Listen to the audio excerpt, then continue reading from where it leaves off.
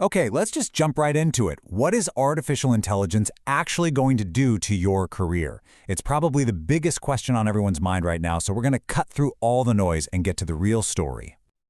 You've heard this one, right? I mean, it's everywhere. You see it in articles, you hear it in meetings. It's that go-to line everyone uses to make us all feel a little bit better about the future. And that's the thing, isn't it? Because while that phrase is, comforting, it might be leaving out a really important detail. A detail that could completely change how you think about your job.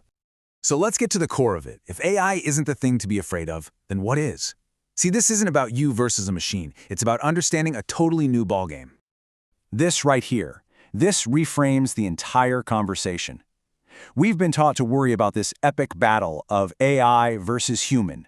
But the real conflict, the one that's happening in offices right now, it's the human with AI going up against the human without AI.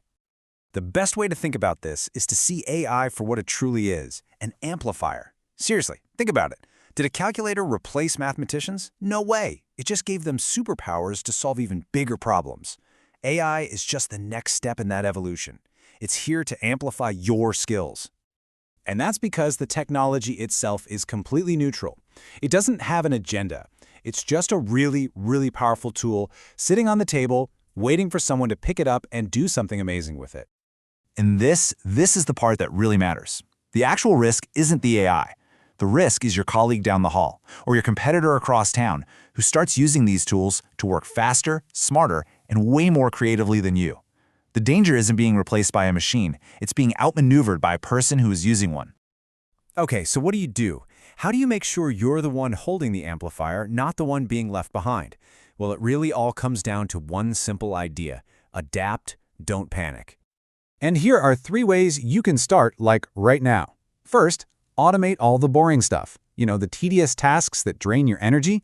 Free yourself up for the work that actually requires your brain. Second, supercharge your analysis. You can uncover insights from massive amounts of data in, seconds instead of weeks. And third, use AI as your creative sidekick. Have it brainstorm ideas, challenge your thinking. Just see what new things you can come up with together. And really, that's the big takeaway here. This isn't a time for fear. It's a time for action and curiosity. The people who are going to thrive in this new world aren't the ones who fight the change. They're the ones who look at this incredible new tool and just ask, okay, how can I use this to be even better at what I do? Which brings us to the final thought I want to leave you with. Forget all the big, scary headlines for just a second.